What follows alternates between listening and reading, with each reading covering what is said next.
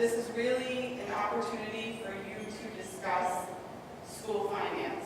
Maybe, what you think happens, what you wish would happen, those kind of things. This is a general. This has nothing to do with like our actual budget this year. This is an overview for how schools are financed, what our expense drivers are, who our stakeholders are. That's the kind of information that you're going to talk about tonight. The goal of this is, if you'll see on your tables, there's some little note cards or postcards that, either you can at the end of this fill out individually or you can fill out as a table. And those are, if throughout this process, if you've had any like aha moments where you're like, hey, we should be doing this, let me, because we truly believe you never know where the next greatest idea is going to come from. And I think we have a lot of great people in the room, and it really shows to the support that Maynard has for our schools. Just looking around at myself, I'm impressed with the amount of people who are here. So I want to personally thank you for helping this be a success.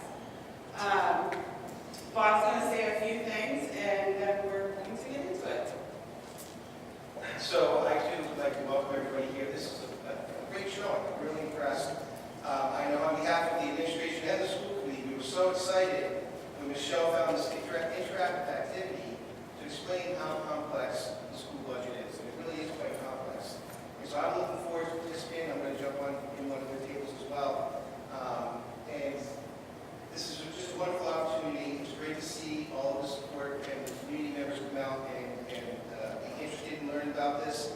I too want to thank our students who are just amazing. There's so much fun to be around. There's so much good energy. They're amazing students. And it is amazing, the education that we provide in Maynard. We are doing so many wonderful things. So that's why this topic is so important. Because a lot of things, I'm sure people have heard me say how wonderful the schools are, all the wonderful initiatives we're doing, the global learning initiatives, the STEM initiatives, all the wonderful things, but a lot of those are low cost and no cost. But it's the running of the system that requires the complex understanding of how the budget works and where the funds come from. And even isn't always equal. So in order to get all of our students to succeed, sometimes we have to have uneven resources in the school district. And that's the hard part for people to understand. But eventually we do. And so this is such an important night. I can't thank Michelle enough for her leadership on this, the school committee for their support of the administration to have this night, and our wonderful students and our wonderful community for being here. Thank you so much. And I think I'm going to jump in on the table too.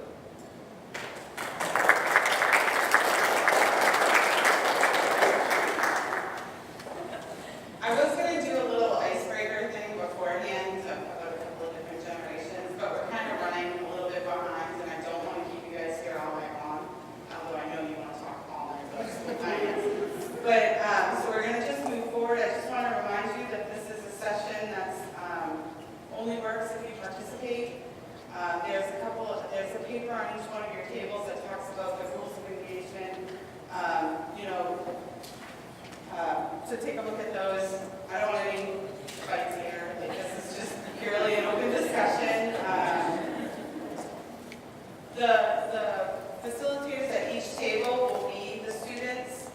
So if you want to think of them as almost like the banker in Monopoly, that's the role that they'll be playing. But remember, they're in control. You're at their tables right now. So,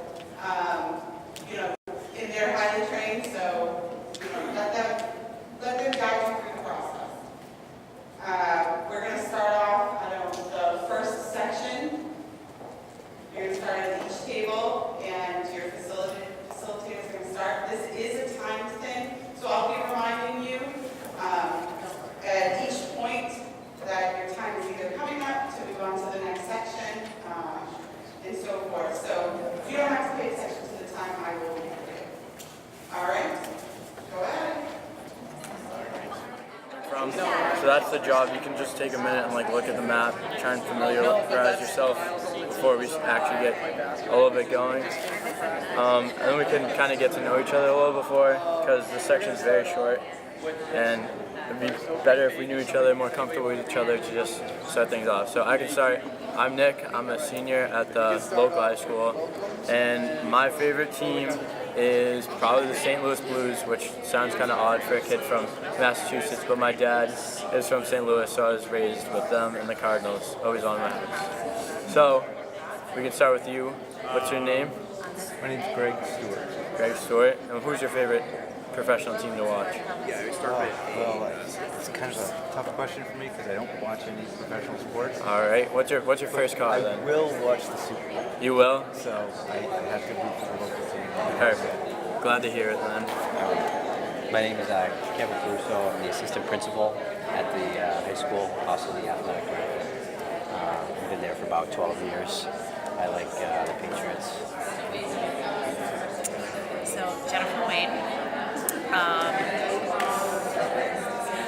I'm funny because I'm the person that still can't explain what a first down is, even though I've been told many times. But I'm a former figure skater. I can call a jump before they do it. So that's like Very. people like really watching figure skating, but when you say watching football, I'm like really watching football. So it's just, to each his own. But yeah, that's my thing. Got that down. I'm excited for the Olympics in 2 weeks. Perfect. Glad to hear it. So All right. Now that we know each other, we can try to start this off. So whenever you're I ready. just read this card? Yeah. Okay, so welcome to Financing Our Future. This is a small group learning and discussion process. This learning process allows you to share your thoughts and insights with people in your group. On this adventure map, we'll explore public school financing. Just as the needs and goals of a primary and secondary education are becoming more complex and varied, issues surrounding school finance are also becoming more complex. Understanding the fundamentals of school finance will better prepare us to make informed decisions about issues related to our district. Read the information from A through F below. Right, stop and discuss a question each time you see a sign. There are no wrong answers to the questions on this map. However, the information you review will give you plenty to talk about in your group. Okay, A, stakeholders. What's in it for me? Okay, you take over or I keep going? You just keep going. Okay. So before we begin exploring the specific components of the map, let's stand up and look at the entire image. As a group, briefly discuss what you see on the map. All right.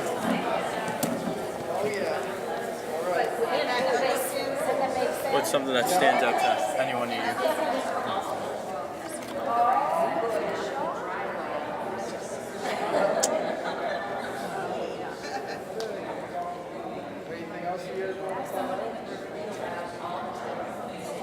It's like the school expenses are taking up pretty much the same amount of space on the map. I don't know if that's symbolic, right? Right. So,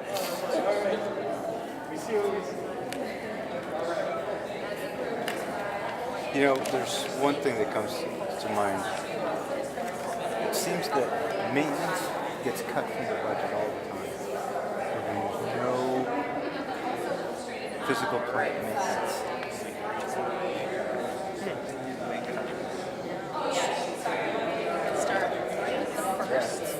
Now you said that. nice, Really you're looking right, for it. no.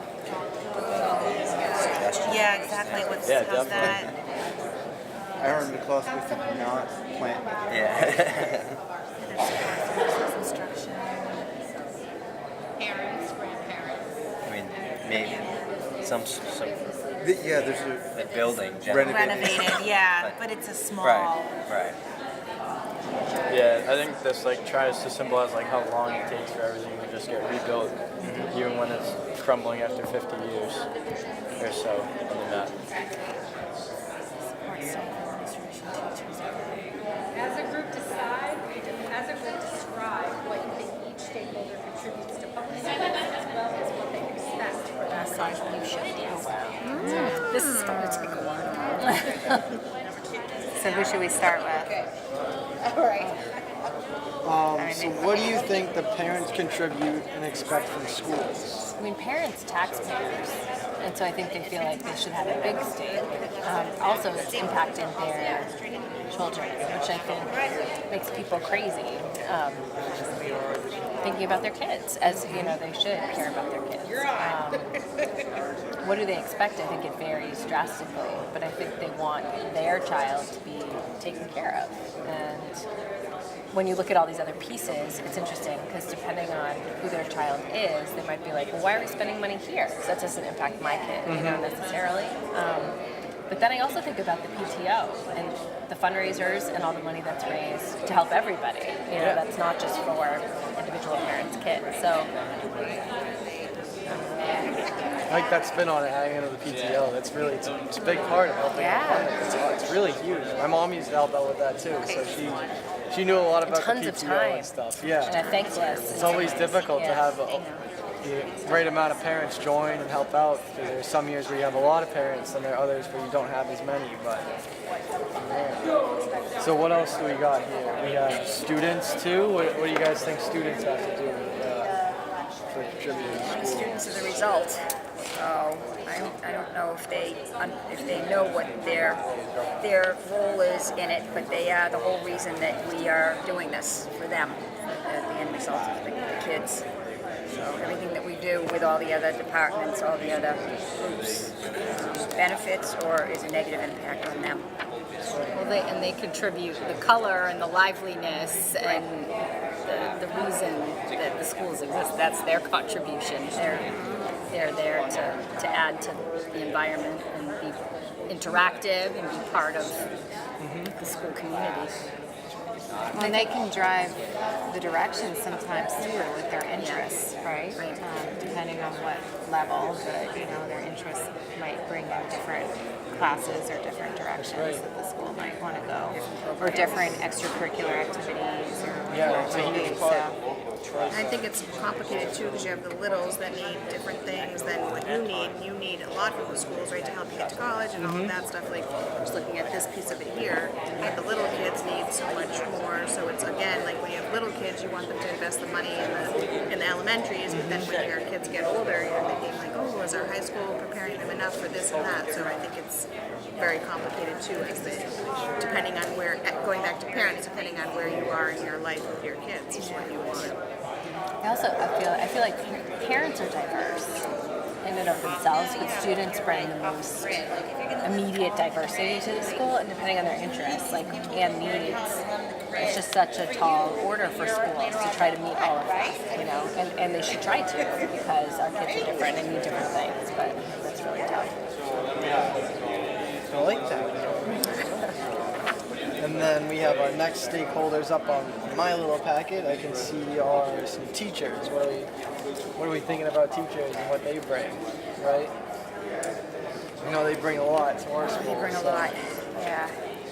I'm biased, so I can't. Right, I am too. They're the main stakeholder in front of the students during the daytime, and they bring the culture, they bring the education, they bring the diversity in what is taught, based on the core curriculum established in that, but it's their take on it in the way that they perform. I think they expect the support of all of the other stakeholders because they need them. And I think that their stake is huge in it. I don't think that they necessarily realize how important they are because I feel like sometimes we don't put enough emphasis on the teachers. I've been at different meetings where the teachers are saying one thing, but then sometimes the competing budget makes you feel almost like the teachers are being heard. And I think it's a very bless your hearts with your teachers because I couldn't do it because I feel like it's so important. They have these kids' lives in their hands and they have such limited resources. I know in psychology right now we're learning a lot about education and how people learn because that's a huge part of how your brain works, and it's a major piece in psychology right now. And how we saw a video of how there are different learning approaches to go towards students. We saw this really cool one of elementary school teachers who greet students at the door. And just by doing a little change and something like that, one teacher had a high five for every single student. And you can see every student that walked into the class knew right away, I feel like I'm wanted, I want to learn here. And they'd ask the kids, do you want to stay here? Do you like going to school? Does this make you feel better?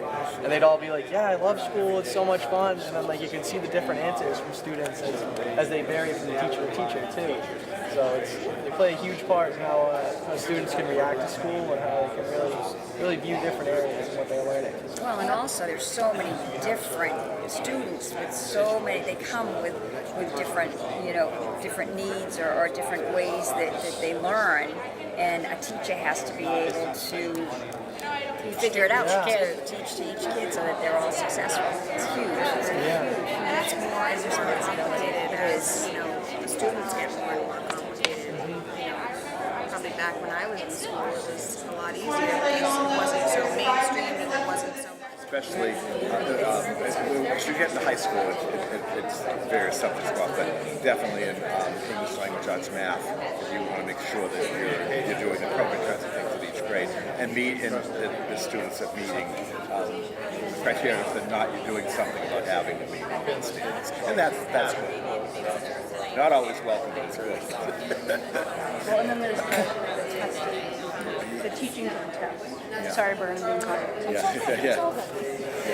But that's another thing, and I think it's the intention is good, but maybe it's veered off a little bit.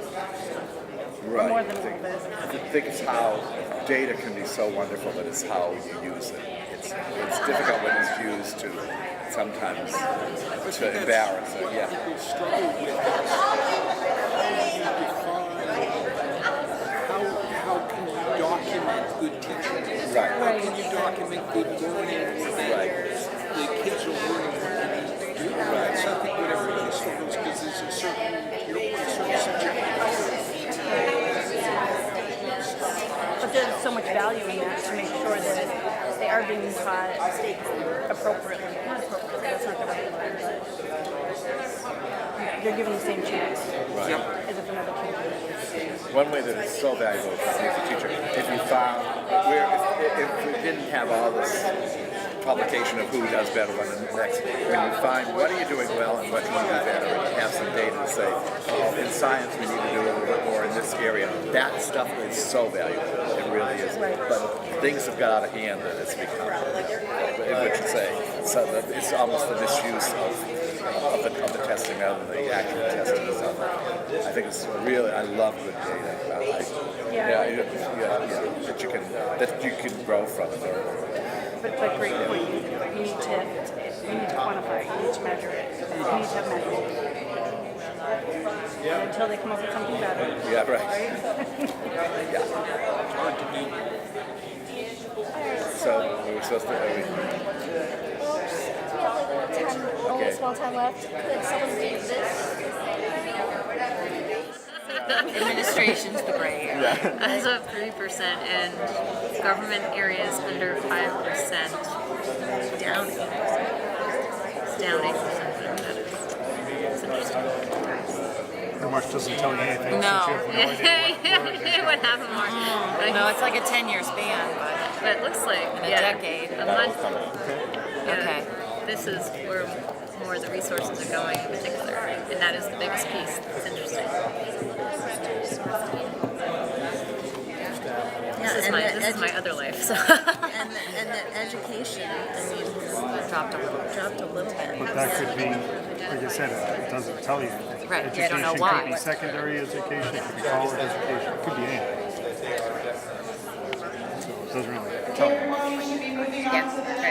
What is health and human It's hard to know services? how to interpret it. Yeah. Treatment programs, is it fire departments? It could be anything. What are we doing? Driving revenues? Yes. Number one, look at the revenue source vehicles at the left of the map.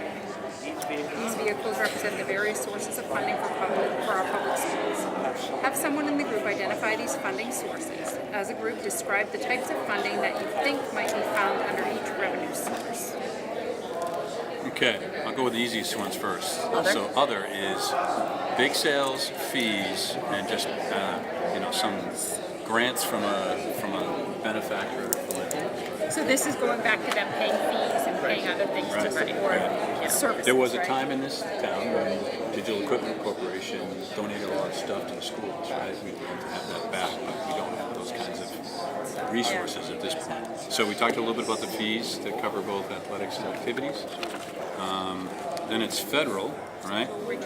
And I can tell you, nothing comes directly to Maynard from a federal standpoint related to schools. We get information from the state, which is this one, and local. So none of the federal tax dollars come Direct. for education directly. So they go to the state, Yep. right? And Yep. then the state divvies out something, Yep. and then the state. Okay. Yeah. Right. And what I can tell you a little bit, because I'm on the Finance Committee, Chapter 70 is one way we get money from the state. There are also cherry sheet distributions for other things. Local is way, a very high amount of that comes directly from property taxes, and we don't have a ton of industry, so a lot of that's, personal property, residential. So will this change, like if 129 Parker goes through and all that stuff? Like hopefully there's some more benefit to some of that coming through because the town will get Definitely more some revenue. more incremental revenue. And we didn't bid on Amazon, so. Not in Maine, no. That would have been perfect. So there are other things in local revenues that are related to excise taxes and meals taxes. Small.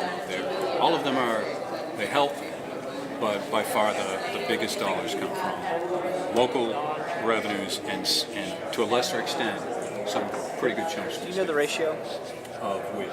The local to state. I could look that up too, but I think it'll probably, we have about a $40 million operating budget in 2018. For the schools? For the town. 63% of that is either directly to Maynard Public Schools or indirectly by portions of the debt, employee benefits, all paid by the town. But so there's a 17 million of that 40 million is directly to education, something like $1 million to capacity. And then there's these indirect costs that are. But on the income side, I'm talking about on the income side. So what's the balance? Ratio of income, state? I think it's about $5 million from state and $35 million from taxes, $32 million from that. Maybe $7 million. So most of it is local funding. Absolutely. So 1/8 of our funding comes from the state. Yep. Where does each group get? We had to do it if we wanted that $600,000. And I knew towns who said, we don't want the money that badly. But most people couldn't afford to say no to Because it's federal always government. big. And That's a nice chunk of money. yeah, I mean, That's a lot of teachers. right. And even though it's supplement, not supplant, it's still, you see it doing good for kids. So how do you give that up, right? But in the big picture, it's really not that big. I know, that's why the That is federal bus should be this little should be the small- van. It should be a- It should be a mini. All right, let's see, what's the next? Item number 2 under that. So get the revenue description card deck from your coach and have somebody in the group read each card aloud. Then place the cards on the placeholder of its corresponding revenue. So I don't know if we want to separate these out and have. Yeah, why don't you deal them out? All right. It does look like. Somebody's going to have to take. Monopoly. Monopoly. Second one. So if you want to just go around and read them off. All right, I have local taxes. Required local contributions. Local funds collected primarily through property taxes. Collected on real property, lands and buildings, and tangible personal property such as equipment and furnishings. The required local contribution is based on how much of a district's foundation or base budget should be paid for by the local property taxes based on the community's relative wealth. I read it, you can see it, and I still don't get it all. So what I can say is that, again, that's that Chapter 70 funding. So another factor, remember I said the factors are the number of students, it's also the community wealth. So if your community is wealthier, they don't give you quite as much as a community that doesn't. Thank you for explaining. All right. All right. I can read this one. Okay. This one's local taxes and extra local contribution. Local funds collected primarily through property taxes, collected on real property, land and buildings, and tangible personal property, equipment and furnishings. And then extra local contribution can be raised as the foundation or base budget, or base budget is a floor, not a ceiling. Additional tax money can be raised without penalty. I'm not really trying to this. Right. This is that's the same as what I read, right? Similar. It's similar. The difference is when we talk yours is about required. yeah, what we were talking about with the Chapter 70 is, and remember I talked about net spending. Net spending is the minimum. What they're saying is you can spend more, and a town like Maynard does spend more So than this is that. the part that's different. Yeah, the top part's the different part. Correct. So that's local. That goes with that one too. Okay. Yep. Okay. Let's do federal funds. Federal funds are collected through federal income taxes. This money is targeted for specific programs. Schools receive this funding only if they participate in the utilities, food service programs, vocational and student learning options. So that big grant you was talking about, the 600,000 is just for students with special needs. So I have to go through this hoop of even including looking at all the students that are Maynard students that might be in private schools, whether that's private schools in Maynard or private schools in other communities. And we have to make sure that if those other students need it, they get a piece of that pie.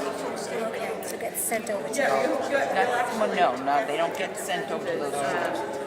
Myself and those school administrators have to meet to decide what happens with them. And it doesn't mean that every student gets something. It means that we need to decide that, well, if there's this big core group of kids that need reading services, then that's what that little piece of money is.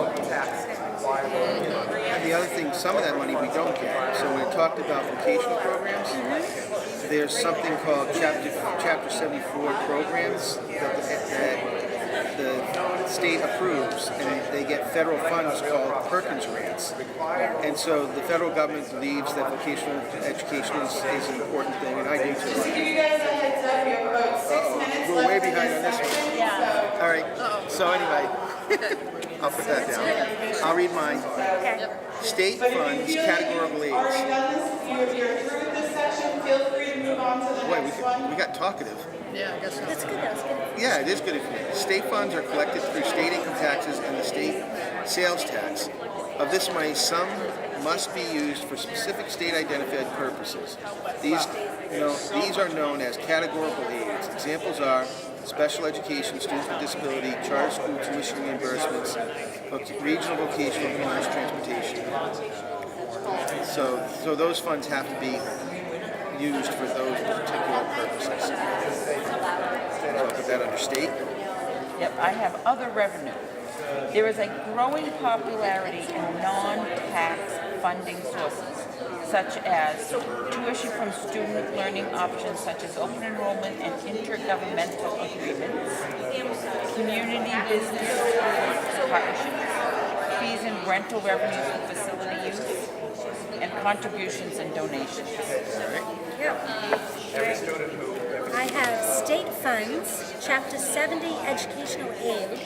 State funds are collected through various state taxes, primarily state income taxes and state sales tax. Most school districts, state funds are for general purposes and spent as needed. This is known as Chapter 70 state aid. Distribution of this aid is based on local wealth per student, where the wealthiest districts receive the least and the neediest receive the most. Okay, now we're going to get to, I think, the question we were asking.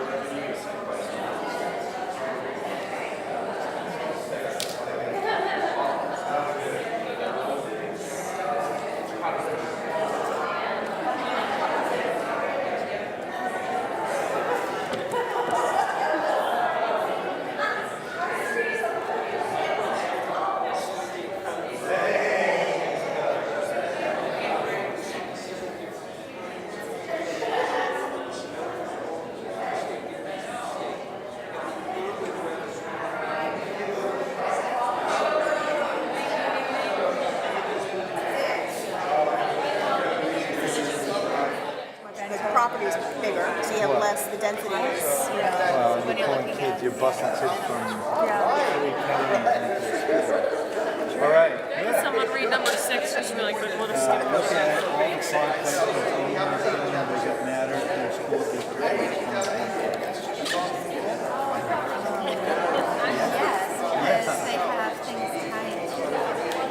Yeah, because it's coming from local. It affects families. Well, if it comes from Their local, property taxes. Now. You guys want to hear how you did? Yeah. All right, so the local was 45%. Okay. So that one was good. And the local extra was 29. Yes. And then our chapter 70 was 16. Wow. And then our state was 3. Wow. We get so Federal was also 3. Are we considered a more affluent community if we only Wait a minute, so the get 3%? PTO, wait a minute, so the PTO raises more than the state gives us? income families. Oh, I was like, those are limited English proficiency students, special education, and vocational education. There are cost rates in 11 different spending categories: teacher compensation, professional development, building maintenance. The foundation budget is the sum of these calculations. The snowstorm of 2018. White out. We need to get it. I'm sorry.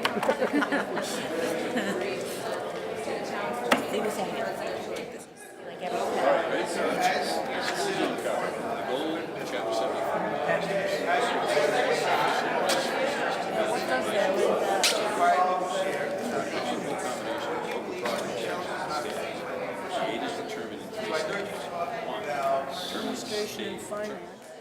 Attention for different reasons, we're maintaining student population, and so if that's getting calculated into your budget, if students transfer to Assabet, or families move out of Maynard, or dropouts, and then the high school numbers drop down, whatever. Homeschooling, exactly, thank you. So those can really play into formula for student enrollment. And like Paul was saying that if we're also So now we're moving on to part C. So Wait, okay, just one more thing. Isn't this interesting? 16% for suburban and 41% for an urban and 34% for rural. That seems like such an inequity. But again, that goes to the state, I think, with the minimum funding. Yeah. Because the suburbs Have a better ability to pay. The ability to pay, yeah. The ability to pay. Yeah. And then this is the same. This state funding category doesn't seem to have any wealth connection to it. It's all the same. And these are pretty much the same, aren't they? I mean, there's a little bit difference in federal, but And suburban voters to measure how much local tax revenue city Right. So it does need to be fixed, and they've acknowledged it. And, sorry, can I ask one more quick question? So with this heavy share, Now get the revenue heavy tax, drivers from is this more mandated? Like, do we have to follow what the government says?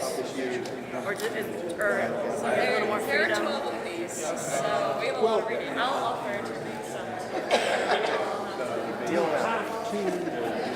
They weren't lying when they said. I don't think it's a lot of. I mean, there are things within the schools that are mandated. There's no mandated, other than that minimum, there's no mandated funding. So, I mean, how much are you willing to pay?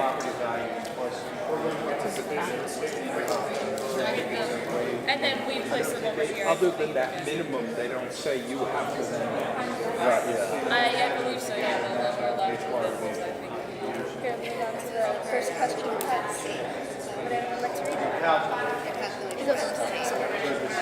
So in 2018, Massachusetts lawmakers are funding $4.75 billion in state aid spending, right? It just In Maynard, we tax to a certain level, and we end up with a pile of free cash in that company. There's a pile of free cash. It's really unbudgeted tax. Isn't it just extra unspent money from tax liens or things that you couldn't predict. Right. And the Department of Revenue tells you you can't build a wall a certain way. You can't So you actually had your budget for that. Had the budget. Adding the right thing. Good, great question. Right. But you're not going to get it out of free cash. No, But not to your point, my point is I don't want to pay $1 amount. In other words, I would like the free cash to be as low as reasonably fiscally responsible. I don't know what that number is. So it's about 500,000. As the index, well, that's what the number is now. Is that number the lowest fiscally responsible? I hear that same issue exists with Amazon. Yeah, I hear both of those things, right? I don't know. It's supposed to be a lottery, a selection lottery. But, you know, I think. But they don't have to keep I think typically, you have to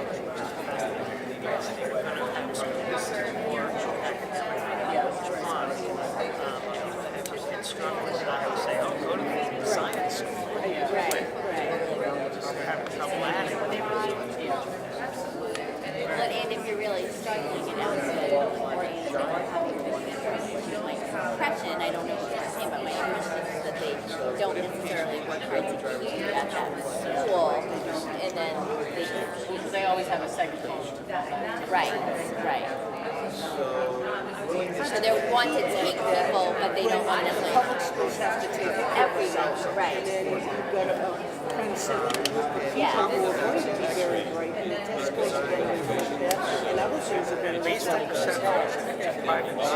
Right, that is absolutely the perception.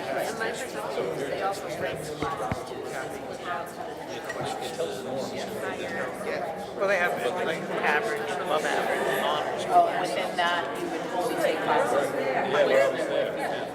Yes. One of you Some like grants are nice, except So expenses, where is the money going? you still have to figure out where the other half comes from. Now let's look at how schools spend their funds. First look at the school building at the center of your vision. The images depict the major categories of expenses schools get the expense subscription and placeholder card for schools to have someone in your group get all the information on the chart and place it in the center of the vision. Once again, you don't have to read all of them, just one section. Now inflation, the expenses that schools incur continue to rise annually, inflation has been relatively low in recent years. The result, increases in expenses outpace increases in revenue. Examples of supplies, food, utilities, Oh, hold on. Pretend like it is. Wipe that in my mind. Oh, that's okay.